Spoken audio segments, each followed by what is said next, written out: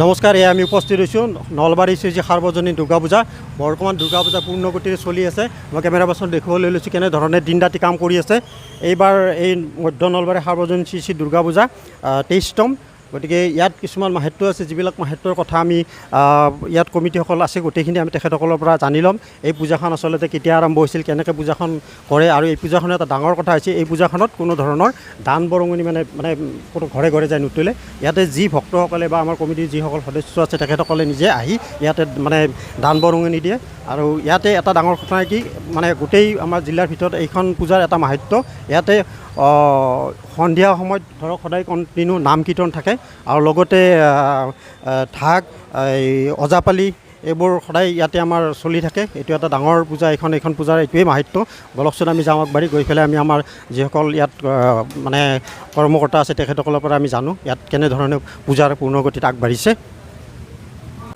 আমি উদ্যোক্তাসকলৰ পৰা জানিম পূজাখনত আচলতে কেনেধৰণে আগবাঢ়িছে বা এই পূজাখনৰ মাহাত্য কেনেকুৱা ধৰণৰ। আপোনাৰ পৰা জানিব বিচাৰিছোঁ যে এই পূজাখনত ধৰক আজি কিমান বছৰ হ'ল? আমাৰ পূজাখন এইবাৰ 23 বছৰ হ'ল। 2002 চনৰ পৰা হৈছে। গতিকে আমাৰ পূজাখন গ্ৰেজুৱেলি আগবাঢ়ি গৈ আছে। পূজাৰ আমাৰ প্ৰথম অৱস্থাত মানে সেনেকুৱা মানুহৰ সঁহাৰি পোৱা নাছিলোঁ। এতিয়া আমি যথেষ্ট সঁহাৰি পাইছোঁ আজি বহু বছৰ ধৰি। আৰু আমাৰ পূজাৰ মেইন আকৰ্ষণ হৈছে আপোনাৰ পাঠক নাম, নাগাৰা নাম। আৰু এইফালে আপোনাৰ আমাৰ এইখন পূজাৰ বিশেষ কথা হৈছে চান্দা পাতি তাৰমানে নাই। উইলিংলি যোনে আহি আমাৰ ইয়াত যি দিয়ে আমি সেই গ্ৰহণ কৰোঁ। আৰু আমাৰ 2034 চনলৈকে আমাৰ মূৰ্তি অলৰেডি মানে বুকিং হৈ আছে।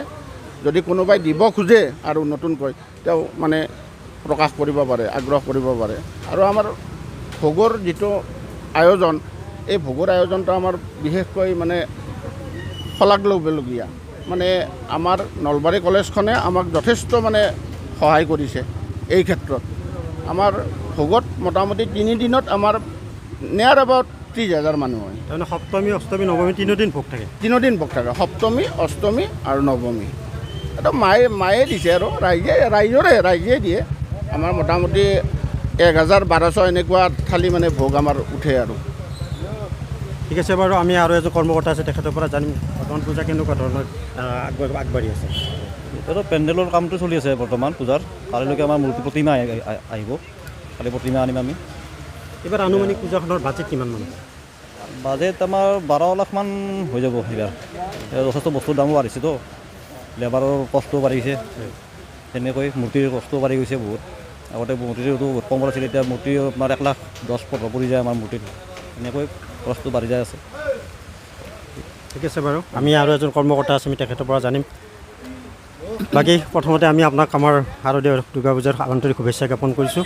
আপোনাৰ পৰা জানিম অকণ পূজাৰ বিষয়ে।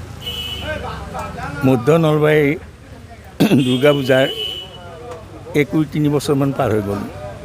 আৰম্ভণিৰ পৰাই আমি এই দুৰ্গা পূজাত মাহ সেৱা কৰিবলৈ ইয়ালৈ আহোঁ। এই অঞ্চলৰ ৰাইজ একে বুৰি খাই পৰে। মাই ভগৱতীক প্ৰাৰ্থনা কৰিছোঁ, ওম সৰ্বমংগল মংগলে শিৱে সৰ্বাৰ্থ সাধিকে শৰণ্যে ত্ৰ্যম্বকে গৌৰী নাৰায়ণী নমস্তুতে। এই মা মহামায়া নাৰায়ণীৰ কৃপাতে 21-23 বছৰ পাৰ হৈ যোৱাৰ পিছতো মানুহৰ উখল মাখল ইয়াত মন কৰিবলগীয়া। এই দুৰ্গা পূজা মহিমাময়, ইয়াত মহিমা আছে। কোনো দিন কোনো চান্দা পাতি ইয়াৰ পৰা ৰাইজৰ পৰা ভিক্ষা নকৰে আমাৰ কৰ্মকৰ্তাসকলে। কিন্তু ভগৱতীৰ কৃপাতে সকলো বুৰি খাই পৰে। সকলো আহি ইয়াত নিজ হাতেৰে, নিজ খুচিৰে চান্দা, ভোগ, নৈবেদ্য প্ৰদান কৰে। ইয়াৰ বাবে আমি আচলতে আটাই গৌৰৱান্বিত। মাৰ কৃপা বুলিয়ে গৌৰৱান্বিত। আমি মাৰ কৃপা সকলো আশা কৰিছোঁ। মা ভগৱতীয়ে আমাৰ অঞ্চলৰ লগতে সমগ্ৰ দেশখনৰ কল্যাণ কৰক, মংগল কৰক। শেষত ভগৱতীৰ চৰণত প্ৰণিপাত জনাইছোঁ। পূজাখন যাতে সুসম্পন্ন হয় আৰু ৰাইজৰ আকুণ্ঠ সহায় সহযোগ আমি পাওঁ। নমস্কাৰ।